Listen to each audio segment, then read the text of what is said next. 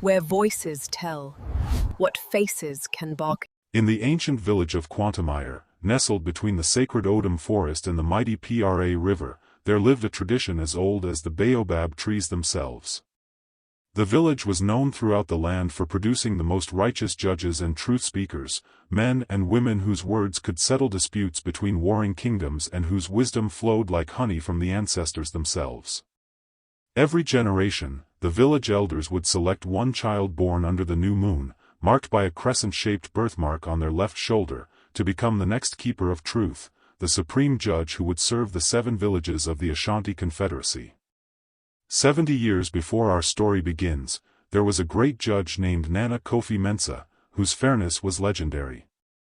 It was said that when he spoke judgment, even the guilty would thank him for revealing their wrongs, for his words carried not condemnation but the weight of ancestral wisdom. Nana Kofi had a secret, passed down through generations of keepers, a sacred staff called the Pempemsi, carved from lightning-struck wood and blessed by the river goddess Asua Jayabi herself. This staff had the power to reveal truth when planted in the earth during judgment. Lies would cause the ground to tremble, while truth would make the staff bloom with white flowers. But power, as the elders say, attracts both reverence and envy like the flame attracts moths. Nana Kofi's own brother, Kwame Darkwa, consumed by jealousy and greed, conspired with corrupt merchants from the coast who sought to exploit the village's gold deposits. On the night of the Harvest Moon Festival, while the village celebrated, Kwame Darkwa poisoned his brother's palm wine and stole the Pempemsi staff. As Nana Kofi lay dying, he cursed his brother with his final breath, "The truth you have buried will rise like smoke. Justice delayed is not justice denied. My spirit will return when another innocent suffers your fate, and together we shall be the ghost of justice." Kwame Darkwa became the new keeper of truth, but without the sacred staff's power, he could only pretend to dispense justice. He hid the Pempemsi deep in the Odum forest and ruled through fear and bribery for 3 decades until his own death. The curse, however, was not forgotten. The ancestors whispered it in the winds, the river carried it in its currents, and the baobabs remembered it in their ancient rings. The village of Quantumire prospered on the surface, but underneath, corruption had taken root like a poisonous mushroom, waiting for the moment when truth and justice would demand their reckoning. Now, 40 years after Kwame Darkwa's death, his grandson Kojo Darkwa has risen to become the most powerful chief judge in the region, inheriting his grandfather's position but not knowing the terrible secret of how it was obtained. The sacred Pempemsi staff remains lost, and the position of keeper of truth has become hollow, filled with men who serve gold rather than justice. But the ancestors are patient, and curses are seeds that take time to grow. In our story, we meet Kwabena, a young man born under the new moon with a crescent birthmark, who will discover that some debts must be paid across generations, and that justice, like water, will always find its way through stone. In the great court of Quantumire, where the walls were painted with the wisdom of ancestors and the floor was packed earth that had witnessed 1,000 judgments, young Kwabena stood accused of a crime that would cost him his life. The morning sun cast long shadows through the wooden pillars as Chief Judge Kojo Darkwa sat upon the elevated platform, draped in kente cloth of red and black, colors of blood and justice, his face as stern as carved stone. The air was thick with the smell of incense and sweat, for the entire village had gathered to witness what they believed would be a swift judgment against a thief and a murderer. Kwabena was only 22 years old, with eyes that still held the innocence of youth despite the chains that bound his wrists. His story was simple, perhaps too simple for the complicated minds of those who had grown accustomed to deception. 3 days prior, he had been working his small farm at the edge of the Odum forest when he heard screams coming from the direction of the wealthy merchant Apoku's compound. Running to help, he arrived to find Apoku lying in a pool of blood, a ceremonial dagger planted in his chest. In his shock and instinct to help, Kwabena had pulled the dagger free, trying desperately to stop the bleeding, not understanding that in doing so, he was painting himself as the killer. The merchant's guards had found him there, kneeling beside the body with blood on his hands and the murder weapon beside him. No amount of explaining could wash away the damning appearance of guilt. What Kwabena did not know, what no one except the true killers knew, was that Opoku had discovered evidence of a massive conspiracy. The merchant had found documents proving that Chief Judge Kojo, along with several other village elders, had been embezzling funds meant for the poor, selling ancestral lands to foreign traders, and accepting bribes to twist justice in favor of the wealthy. Opoku had been murdered to silence him, and Kwabena had simply been the unlucky fool who stumbled into a trap set by powerful men who needed a scapegoat. As the prosecutor, a thin man named Anansi who seemed to take pleasure in other people's suffering, presented the evidence, the crowd murmured their approval. The blood on Kwabena's clothes, the dagger in his hand, his presence at the scene, all of it painted a picture of guilt that seemed impossible to dispute. Kwabena's own mother, Amma, sat in the crowd weeping into her cloth, unable to understand how her gentle son, who had never hurt even a chicken, could be accused of such brutality. His father had died years ago, leaving him as the sole provider for his mother and 2 younger sisters. If he died, they would be left destitute, branded as the family of a murderer, outcasts in their own village. Chief Judge Kojo listened to the evidence with an expression of solemn duty, but inside his heart was ice-cold calculation. He knew Kwabena was innocent, he had ordered the murder himself. The young man's execution would be the final seal on the conspiracy, the last witness silenced. As the sun climbed higher, turning the courtroom into an oven of heat and tension, Kojo prepared to deliver his verdict. But something made him hesitate. There was something about Kwabena's face, something in the way the young man stood with quiet dignity despite his terror, that stirred an uncomfortable memory. And there, just visible when Kwabena's torn shirt shifted, was a crescent-shaped birthmark on his left shoulder, the mark of the keeper of truth. The air in the courtroom suddenly felt colder, though the sun still blazed outside. An old woman in the crowd gasped, having seen the birthmark too. Whispers began to spread like wildfire. The mark of the chosen one. The sign of the true judge. But Kojo Darkwa was not a man to be swayed by superstition, or so he told himself. He raised his staff, an ordinary staff, not the sacred pempamsi that his grandfather had stolen and hidden, and prepared to pronounce the sentence of death. Yet as he opened his mouth to speak the fatal words, a wind rose from nowhere, extinguishing all the torches in the courtroom despite it being full daylight. The crowd screamed. The guards stumbled backward. And in that moment of chaos and darkness, Kwabena heard a voice, ancient and powerful, whisper in his ear, "Do not fear, child of the moon. Your death will not be your end, but your beginning. The ghost of justice awakens." Before anyone could relight the torches, before order could be restored, Chief Judge Kojo Darkwa shouted above the confusion, his voice sharp with an urgency that betrayed his fear, "This man is guilty of murder. He will be executed at dawn 3 days from now. Take him to the condemned cell." As the guards dragged Kwabena away, the young man looked back at the courtroom, at his weeping mother, at the chief judge whose eyes held a secret terror, and he wondered what the mysterious voice had meant. He did not know that his true journey was only beginning, that his innocence would become a weapon sharper than any dagger, and that the ghosts of the past were rising to settle accounts that had been left unpaid for 2 generations. The condemned cell was a hole in the ground covered by iron bars, located at the edge of the village near the burial grounds where criminals were thrown into unmarked graves. Kwabena was lowered into this pit by rope, his chains rattling against the stone walls as he descended into darkness. The cell was barely large enough for him to lie down, with walls that wept moisture and a floor covered in the filth of previous occupants. A small opening at ground level allowed just enough light to tell day from night, and through it, the guards would lower a bowl of water and a handful of millet once each day. This was where men went to wait for death, where hope came to die before the body did. For the first day, Kwabena did nothing but weep. He wept for his mother who would have to bear the shame of a murdered son. He wept for his sisters who would never find husbands now, tainted by association with a killer. He wept for his own lost future. He had been planning to marry Abina, the beautiful daughter of the village weaver, and they had dreamed of a life filled with children and prosperity. All of that was gone now, dissolved like morning mist under the harsh sun of injustice. He thought about proclaiming his innocence to anyone who would listen, but what was the point? The evidence was clear, the judgment had been pronounced, and in 3 days he would be taken to the execution ground and beheaded with a machete while the village watched and cheered. On the second day, as fever began to set in from the dampness and infection from his wounds, Kwabena started to see things. At first, he thought it was delirium, shadows that moved with purpose, whispers that formed words in languages he almost understood. But as night fell and the darkness became complete, the visions grew stronger. He saw an old man standing in the corner of his cell, though there was no room for anyone else in the cramped space.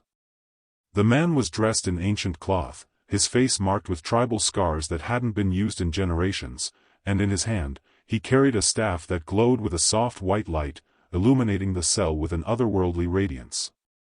"Who are you?" Kwabena croaked, his voice raw from crying and thirst. The old man smiled, and it was a sad smile, full of understanding and pain. "I am Nana Kofi Mensa," the ghost replied, his voice like wind through dry leaves. "I was the keeper of truth, the last true judge of Quantumire, and I was murdered by my own brother for the same reason you are condemned, because truth is dangerous to those who profit from lies." Kwabena's fever-rattled mind struggled to comprehend. He had heard stories of Nana Kofi as a child, legends told by the fire about the greatest judge who ever lived, but those stories said he had died of natural causes, honored and mourned by all. "Your grandfather lied," the ghost continued, reading Kwabena's thoughts as easily as one reads tracks in sand.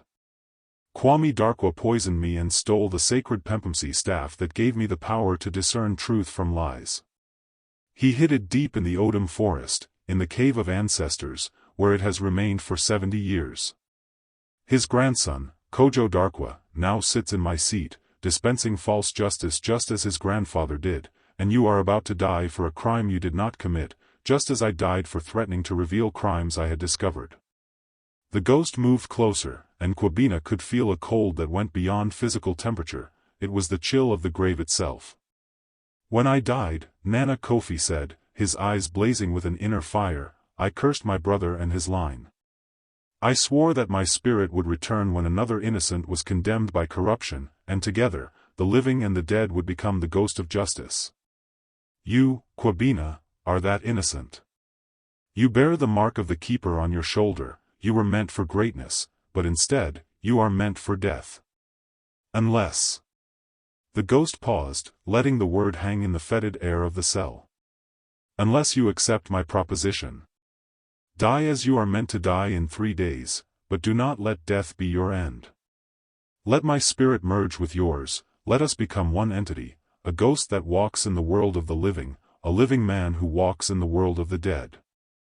Together, we will uncover the truth, punish the guilty, and restore true justice to Quantumire." Kwabena's mind reeled. Was this real, or was he simply going mad in his final days? But what did it matter? Death was coming either way. If there was even the smallest chance that he could prove his innocence, that he could protect his family from shame, that he could stop evil men from destroying more lives, shouldn't he take it? "What must I do?" he whispered. The ghost of Nana Kofi smiled again, but this time it was not a sad smile. It was the smile of a hunter who has finally cornered his prey after a long chase. "You must die, Kwabena. You must truly die. But at the moment of death, call my name 3 times, and I will enter your body before your soul departs. We will be neither living nor dead, neither man nor spirit, but something in between, a ghost of justice that cannot be stopped by chains or walls, that cannot be killed because it is already dead, that cannot be deceived because it carries the power of truth itself."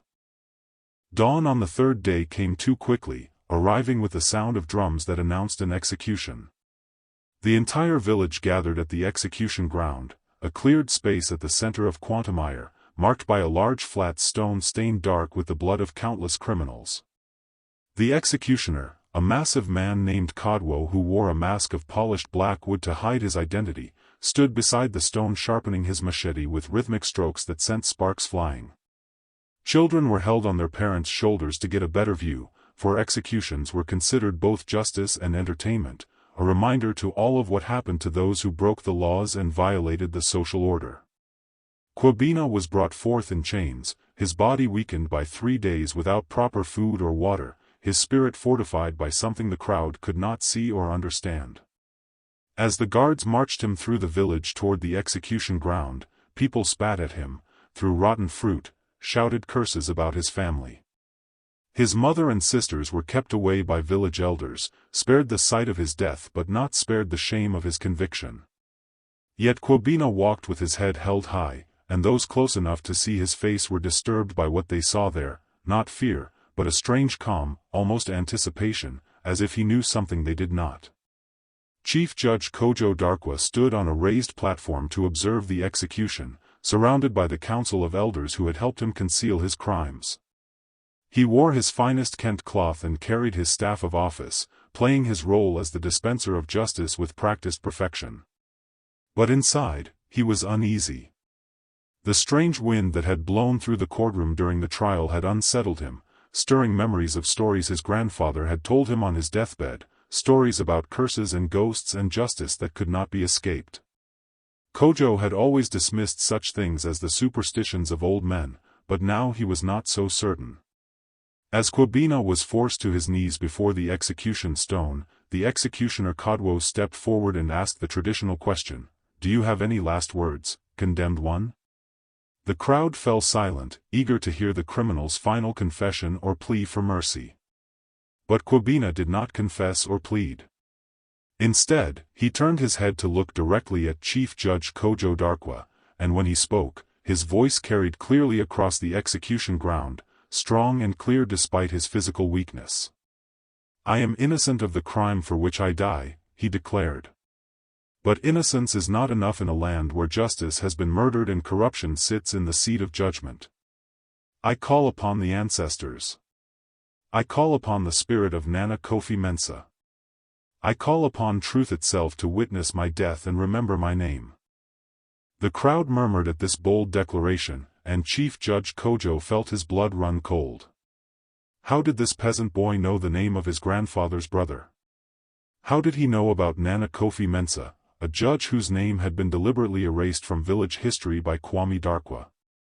Before Kojo could process this shock, the executioner raised his machete, the blade catching the morning sun and reflecting it like a mirror.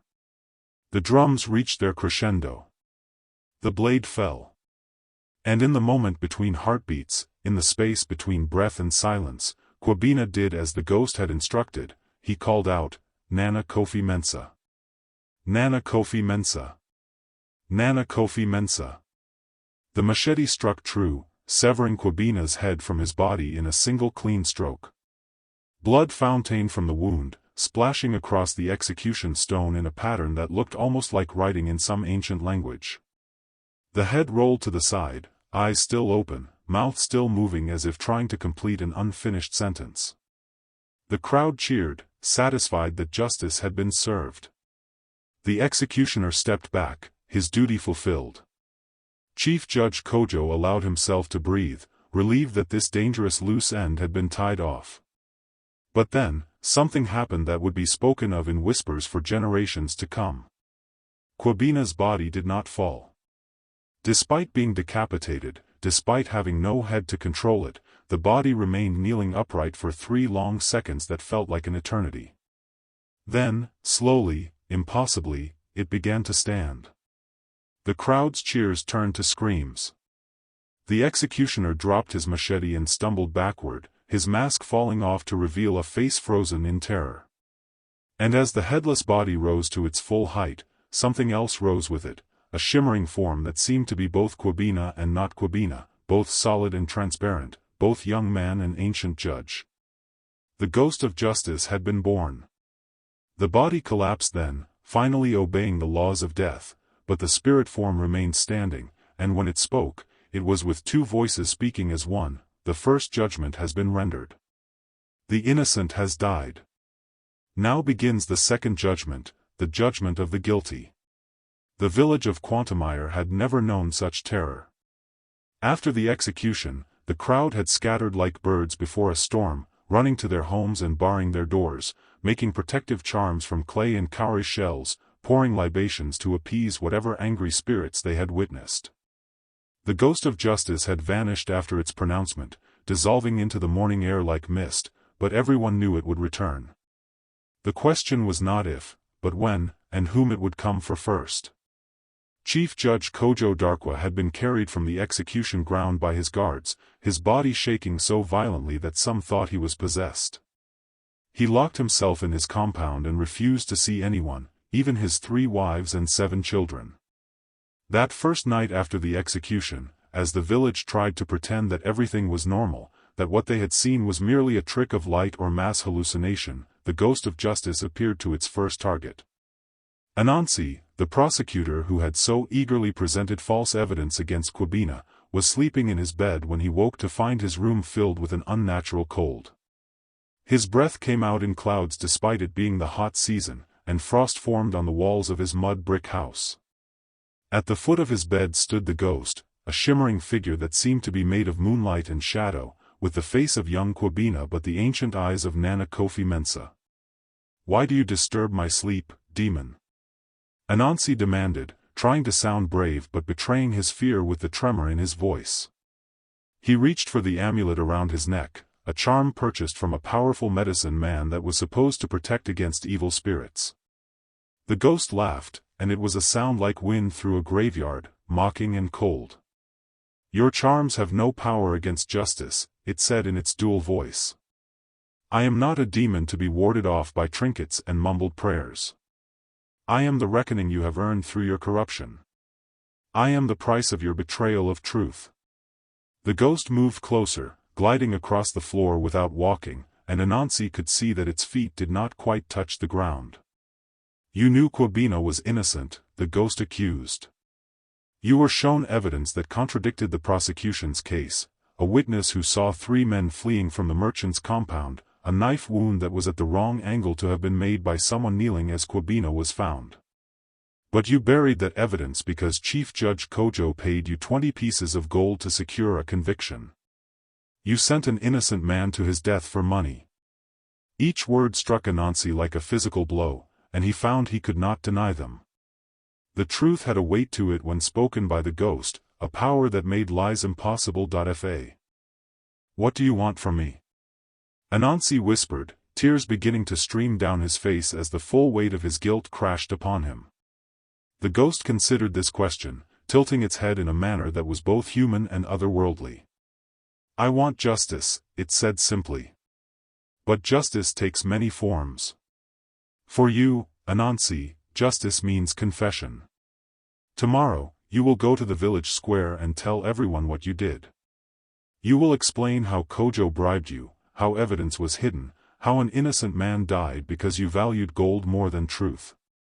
If you do this, your punishment will be the judgment of the village and your own conscience. If you refuse..." The ghost's form flickered, becoming darker, more terrible, and Anansi saw in its face a glimpse of something ancient and merciless. "Then I will visit you every night for the rest of your life, and you will know neither peace nor sleep until madness takes you." Anansi agreed immediately, sobbing and pleading, promising to confess to everything. The ghost nodded once and then vanished, leaving the prosecutor alone with his tears and his terror. But the ghost of justice was not finished. Throughout that long night, it appeared to 6 more people, each of them someone who had played a role in Kwabena's false conviction. To the guards who had planted extra evidence to make the case stronger, to the merchant servant who had been paid to lie about the time of death, to the elder who had refused to allow Kwabena proper legal counsel. Each received the same ultimatum: confess and face earthly justice, or refuse and face something far worse. By dawn, the village was in chaos. 7 people came forward at the same time, each telling tales of a ghostly visitation, each desperate to confess their crimes before the spirit returned.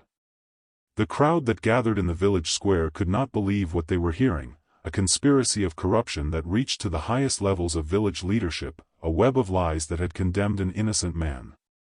And at the center of it all was Chief Judge Kojo Darkwa, whose name was mentioned again and again as the architect of injustice.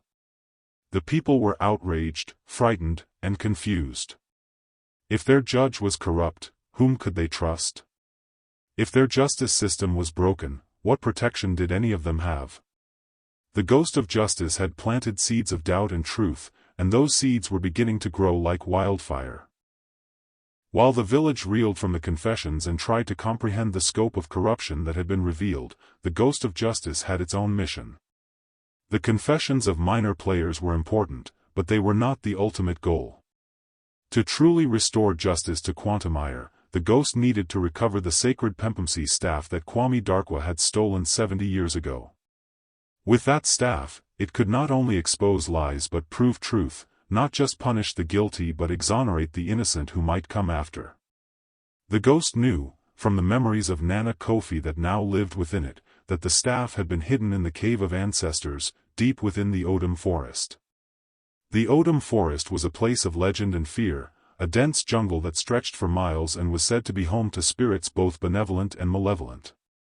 The oldest trees in the forest were believed to house the souls of ancient chiefs and warriors, and there were paths that led to other realms, doorways between the world of the living and the world of the dead. Common villagers never ventured more than a few hundred yards into the forest, and even hunters and herbalists who knew its paths respected certain boundaries that should not be crossed. The Cave of Ancestors was beyond all those boundaries, in the heart of the forest where sunlight struggled to reach and where the very air seemed thick with age and power. The ghost moved through the forest like smoke through a breeze, unhindered by thorns or vines or the physical limitations that would have slowed a living person. It could feel the presence of other spirits in the forest, some curious about this new entity that was both living and dead, some hostile to any intruder in their domain. As it passed an ancient silk cotton tree, the ghost heard a voice call out from within the trunk, "What manner of creature are you, who walks between worlds?" The ghost stopped and addressed the tree spirit respectfully, for these were the old powers of the land, and even in its mission of justice, it knew better than to show disrespect. "I am the ghost of justice," it replied. "I am Kwabena who was wronged, and Nana Kofi who was murdered, and I seek the Pempamsi staff that was stolen and hidden in the Cave of Ancestors." The tree spirit was silent for a long moment, its leaves rustling though there was no wind. Then it spoke again. "That cave is guarded by powerful magic, placed there by Kwame Darkwa when he hid his stolen treasure. He bound spirits of rage and vengeance to protect the entrance, spirits that will attack any who approach. Many have tried to enter that cave over the years, seeking the legendary staff or other treasures rumored to be hidden there. None have succeeded. What makes you think you can do what they could not?" The ghost considered this question. It was true that it had power. It could become intangible, could appear and disappear at will, could move through walls and locked doors. But could it fight spirit guardians? Could it overcome magical barriers? It did not know, but it had no choice but to try. "I carry within me the righteousness of the wrongly accused and the wisdom of the unjustly slain," the ghost said. "If that is not enough to overcome evil magic, then perhaps nothing is." The tree spirit laughed, a sound like branches creaking in a storm. "Spoken like a true bearer of justice. Very well, ghost who walks. I will tell you what you need to know. The spirits guarding the cave cannot be fought with strength, they feed on aggression and become stronger when attacked. They must be overcome with truth. Speak to them honestly about your pain, your mission, your nature, and they will let you pass."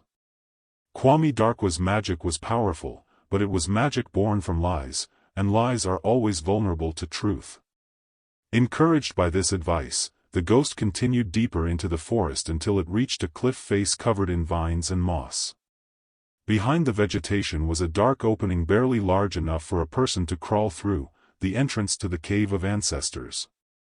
As the ghost approached, the temperature dropped even further than its usual chill, and shapes began to form in the air, twisted spirits with faces of rage and eyes of fire, bound by ancient magic to guard this place. They swarmed toward the ghost with claws extended, mouths open in silent screams. But the ghost did not fight them. Instead, it stopped and began to speak its truth. "I am Kwabena, son of Amma, who was murdered for a crime I did not commit. I am Nana Kofi Mensa, keeper of truth, who was betrayed by his own brother. I seek only what was stolen, the Pempamsi staff that belonged to justice and was taken by corruption. I mean no harm to this sacred place. I seek only to restore what was lost so that others will not suffer as I have suffered." As it spoke, the ghost's form glowed brighter, and the guardian spirits hesitated. They circled closer, examining this strange entity, and then, one by one, they withdrew. The truth had set the ghost free to enter, just as the tree spirit had promised. The ghost crawled through the narrow opening into darkness that even its supernatural vision struggled to penetrate, moving toward the heart of the cave where destiny and justice waited to be reclaimed. Inside the Cave of Ancestors, the ghost found itself in a vast chamber that seemed impossibly large for the small entrance it had passed through. The walls were covered with paintings, ancient depictions of judges and ceremonies, of the creation of the Pempamsi staff by the river goddess herself, of the long line of keepers of truth who had served with honor. And there, in the center of the chamber, planted in the earth as if it were growing there, was the sacred staff. It still bloomed with white flowers despite 70 years in darkness, glowing with a soft light that had no earthly source. The ghost approached it reverently, reaching out with its translucent hand to grasp the wood. The moment the ghost touched the staff, a surge of power flowed through it, and suddenly it could see everything. The staff showed the ghost not just present truths but past truths. It revealed the entire conspiracy that had led to Kwabina's death. The ghost saw Apoku the merchant discovering ledgers that proved Chief Judge Kojo and his accomplices had stolen over 10,000 gold pieces from the village treasury. It saw the meeting where Kojo ordered the murder, hiring 3 thugs from a neighboring village to do the killing. It saw those same thugs deliberately positioning Apoku's body so that whoever came to help would be covered in blood. It saw them hiding and waiting for someone, anyone, to stumble into their trap, and the relief on their faces when young, innocent Kwabina arrived at exactly the wrong moment. But the staff showed more than just the recent conspiracy. It showed the ghost the original crime, the murder of Nana Kofi Mensah 70 years ago. The ghost watched as Kwame Darkwa, consumed by jealousy of his brother's wisdom and position, met with corrupt coastal merchants who promised him wealth if he would approve the sale of sacred village lands. It saw Kwame poison his brother's palm wine during the Harvest Moon Festival, saw him steal the Pempamsi staff as Nana Kofi lay dying, saw him hide it in this very cave.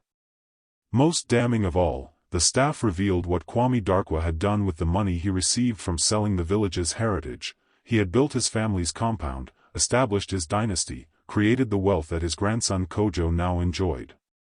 The ghost realized with a shock that everything Chief Judge Kojo Darkwa possessed, his position, his wealth, his power, was built on murder and betrayal. The man lived in a house constructed with blood money, wore cloth purchased with the price of his grandfather's treachery, and dispensed false justice from a seat that rightfully belonged to others. The curse of Nana Kofi had been specific. Justice would come not just for the original crime but for all the injustices that flowed from it, like a river polluted at its source that spreads poison wherever it flows. The ghost understood now that its mission was larger than simply proving Kwabina's innocence. It had to dismantle an entire system of corruption that had infected the village for 3 generations. With the Pempamsi staff in hand, the ghost left the Cave of Ancestors and emerged from the Odum forest just as the sun was rising on what would be the most important day in Quantamire's recent history. The village was already in turmoil from the confessions of the previous day, and people were gathering in the square demanding answers, demanding that Chief Judge Kojo come forth and face the accusations against him. But Kojo remained barricaded in his compound, surrounded by hired guards, refusing to show himself.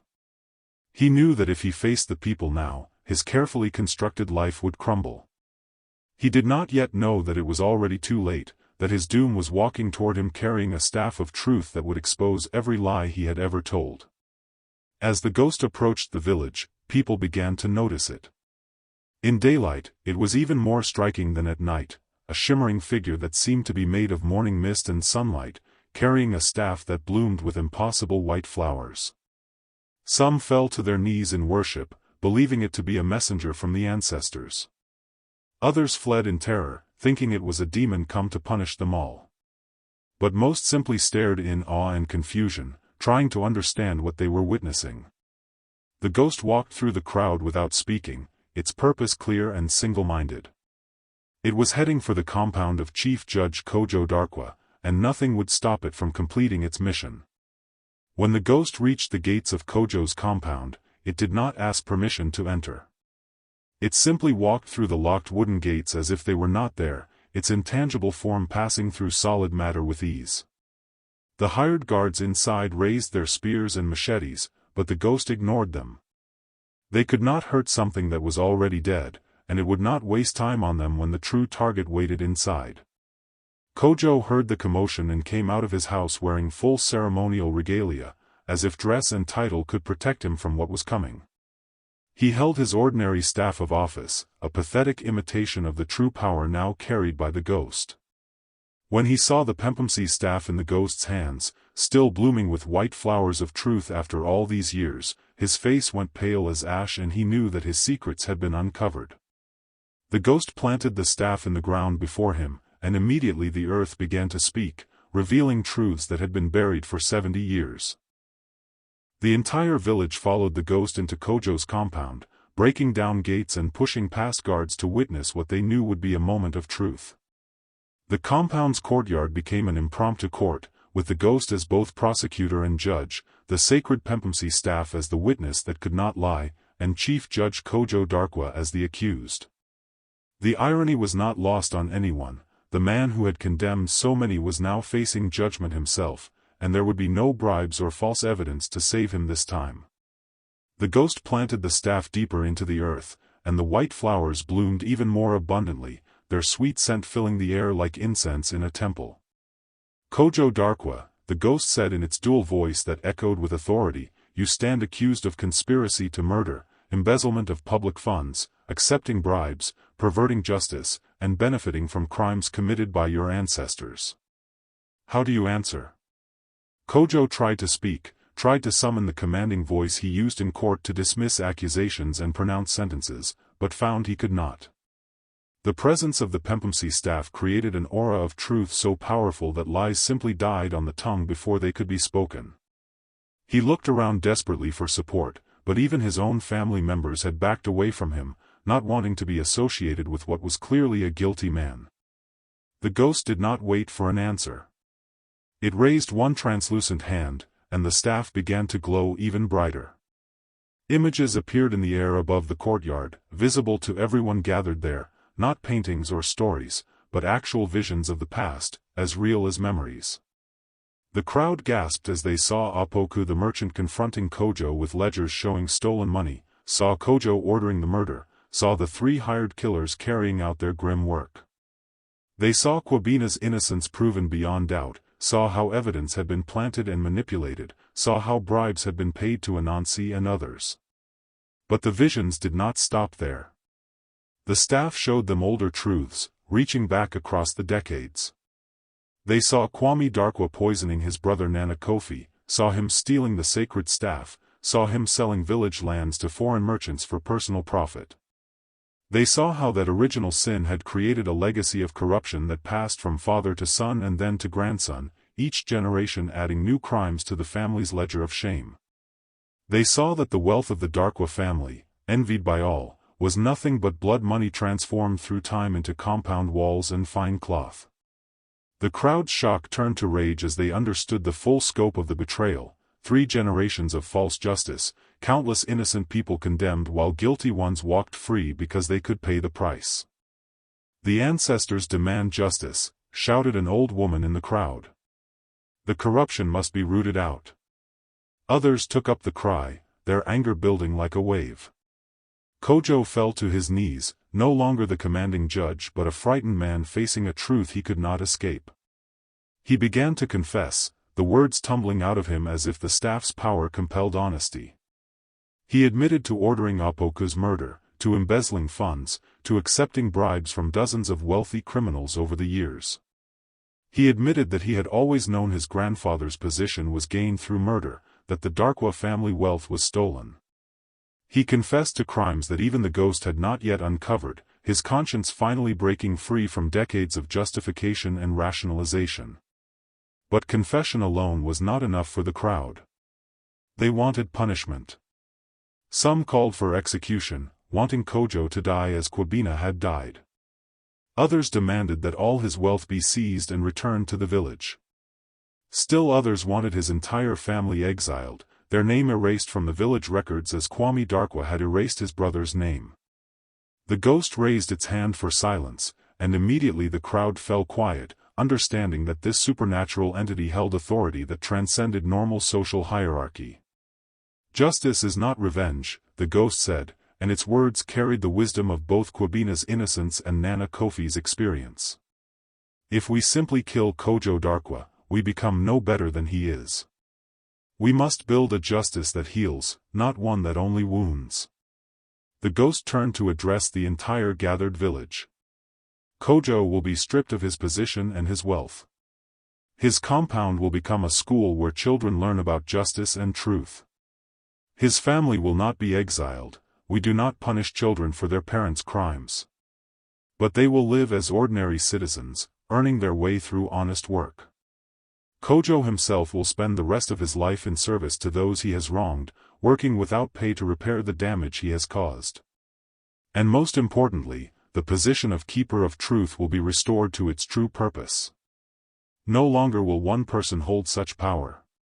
Instead, a council of 7 judges will dispense justice, each checking the others for corruption, each required to consult the Pempamsi staff when difficult cases arise.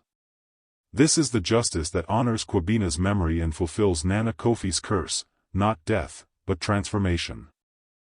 While the village celebrated the exposure of corruption and debated the ghost's proposed new justice system, one person remained untouched by triumph, Amma, Kwabena's mother. She sat in her small hut on the edge of the village, her 2 daughters beside her, all 3 women wrapped in the cloth of mourning. Yes, her son's innocence had been proven. Yes, justice had been served against those who wronged him. But he was still dead. His body had been buried in a criminal's grave, unmarked and dishonored. No amount of vindication could bring back his smile, his laugh, his strong arms that had provided for their family. Amma's grief was a bottomless well, and she fell into it without resistance, caring nothing for ghosts or justice or the village's newfound awareness of truth. The ghost came to her that night, materializing in her hut as she sat staring at nothing, her food untouched, her daughters unable to comfort her. When she saw the shimmering figure that wore her son's face, Amma did not rejoice, she wept even harder. "You mock me with his image," she said bitterly. "You parade around in his shape, playing at justice, while he lies cold in the ground. What good is vindication to the dead? What use is truth to a mother who has lost her child?"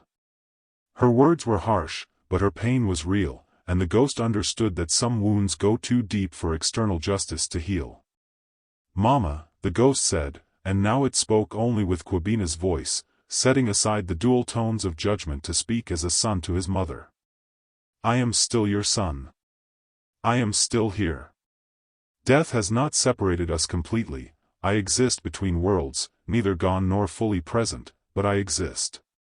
Your grief is right and proper, for you have suffered a terrible loss. But I need you to understand something. My death was not meaningless. Because I died, the corruption was exposed. Because I became the ghost of justice, others will not suffer as I suffered. My execution was a seed that has grown into something larger than one man's life or death." Amma shook her head, unwilling to be comforted by philosophy or talk of greater good. "I don't want my son to be a seed or a symbol," she said. "I want him to be alive. I want him to marry Abina and give me grandchildren. I want him to work his farm and come home at night smelling of honest sweat. I want the small, ordinary life we were supposed to have." The ghost moved closer, and though it could not truly touch her, Amma felt a coldness that was somehow comforting, like a compress on a fevered forehead. "I know," Kwabena's voice whispered. "And I wanted that too. But we don't always get to choose our paths. Sometimes destiny chooses for us. There is something more I must tell you," the ghost said as dawn began to break. "My time in this form is limited. The merge between my soul and Nana Kofi's spirit was never meant to be permanent. Once true justice is fully restored to Quantumire, once the new council of judges is established and the Pempamsi staff is secured in the proper shrine, the curse will be fulfilled and I will have to move on to the ancestors' realm. I will not be able to visit you like this anymore. But before I go, I want to make sure you and my sisters are cared for. The village has agreed to set aside a portion of the recovered stolen wealth for the families of those who were wronged by Kojo's corruption. You will have land, a new house, and enough resources that my sisters can marry well and you can live in comfort. This is not a replacement for my presence, but it is what I can give you. Amma wept again, but this time her tears were mixed with something other than pure grief. There was acceptance in them, and a bittersweet pride in the son she had raised, who even in death thought of his family's welfare before his own rest. Go then, she said quietly. Do what you must do. Finish your work. But know that you will always be my son, my firstborn, my joy. Death cannot take that from either of us. The ghost embraced its mother one last time, a cold wind that felt like arms, and then it faded away, leaving Amma alone but somehow less broken than before. Grief would remain her companion for the rest of her life, but now it was grief that could coexist with other emotions, with pride, with acceptance, with the knowledge that her son's death had meaning beyond tragedy. With the main conspiracy exposed and Kojo Darkwa brought to justice, the ghost of justice turned its attention to the 3 hired killers who had actually committed the murder of Apoku. These men had fled the village immediately after the execution, knowing that if the truth came out they would face terrible punishment. They had scattered to 3 different villages, each thinking himself safe, each trying to forget the crime by drowning it in palm wine and the temporary comfort of spending their blood money. But the ghost could not rest until every guilty party faced judgment, and the sacred staff helped it track the killers across distances that would have taken weeks for a normal person to travel. The first killer, a man named Ya, had gone to a fishing village on the coast. He had used his payment to buy a boat and was trying to start a new life as a fisherman, far from Quantumire and its troubles. But on his 3rd night at sea, as he pulled in his nets under the full moon, the ghost appeared standing on the water beside his boat. Ya screamed and nearly fell overboard, tangling himself in his own nets. You cannot hide from justice by changing your location, the ghost told him. The ocean is wide, but truth is wider.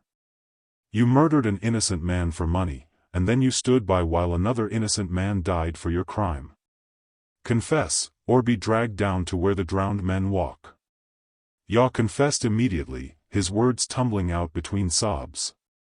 He explained how Kojo had hired him and his 2 companions, how they had been paid half in advance and promised the rest after the job was done. He revealed that it was his knife that had killed Apoku, though his companions had helped hold the merchant down. Most importantly, he told the ghost where to find his 2 accomplices, information that proved crucial to completing the mission. The ghost accepted his confession and told him to return to Quantumire to face earthly justice. Ya agreed without hesitation, so terrified of the supernatural entity that any human punishment seemed preferable to facing it again. The second killer, Kofi, had gone north to a trading town where he used his blood money to set himself up as a merchant. He was already beginning to prosper, selling cloth and cola nuts, when the ghost found him in his shop. This man was more defiant than Ya, trying to deny his involvement, claiming he had simply been in the wrong place at the wrong time. But the Pempamsi staff, which the ghost carried everywhere now, began to glow with an angry red light whenever Kofi spoke lies. The staff grew hot, heating the air around Kofi until sweat poured down his face and his fine cloth became soaked. The staff knows truth, the ghost said. You can lie to yourself, you can lie to others, but you cannot lie to the evidence of your own actions. Confess, or burn with the heat of your falsehoods. Kofi finally broke, admitting his role in the murder and revealing something the ghost had not known: Apoku had not died immediately from the knife wound. The merchant had lived long enough to speak a few words, to say a name. Kojo ordered this. The killers had heard this and knew that if the merchant's dying words reached the village, their employer would be exposed. That was why they had been so careful to stage the scene, to make sure someone like Kwabena would be blamed. It was premeditated not just in the murder but in the framing of an innocent. This revelation made the crime even worse, adding another layer to the conspiracy. The ghost commanded Kofi to return to Quantumire, and the merchant, broken and terrified, agreed. The third killer, Kwame, had gone east to the great city of Kumasi, thinking to lose himself in the crowds where a village ghost could never find him. He had gambled away most of his blood money and was living in a slum, drinking heavily to forget his guilt.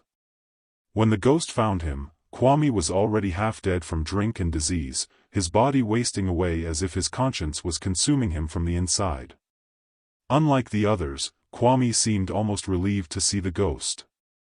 "I knew you would come," he said weakly. "I have been waiting for judgment. Every night I see Opoku's face in my dreams, hear his dying words, feel his blood on my hands. I cannot eat, cannot sleep without nightmares. Death would be a mercy." The ghost looked at this broken man and felt something unexpected, pity. Here was a criminal who had been punished not by external forces but by his own guilt, whose conscience had become his torturer. "Justice is not just about punishment," the ghost said, its voice softer now. "It is also about understanding how crimes happen. You were poor, desperate, and offered money to do something you knew was wrong. That does not excuse your actions, but it explains them. Tell me truly, if you could undo what you did, would you?" Kwame nodded vigorously, tears streaming down his wasted face. "I would give anything, everything, to take back that night. But I cannot. I can only suffer for it." The ghost made a decision then that surprised even itself. "You will return to Quantumire, but not for execution. You will tell your story to the new council of judges, help them understand how the system of corruption worked, how poor men are recruited to do the dirty work of the wealthy. Then you will spend the rest of your life, however much time your illness leaves you, working in service to the poor, teaching them skills so they will never be tempted as you were tempted. This is not mercy, it is justice that serves the living. We break the cycle of violence not by adding more death, but by transformation." Kwame could not believe what he was hearing, but he agreed immediately, grateful for a chance at redemption even if it came at the end of a wasted life. With all the guilty parties returned to Quantumire to face judgment, with confessions given and punishments assigned, with the stolen wealth recovered and distributed to those who had been wronged, the time had come for the final step in restoring justice, the creation of the new council of 7 judges and the proper installation of the Pempamsi staff in its sacred shrine.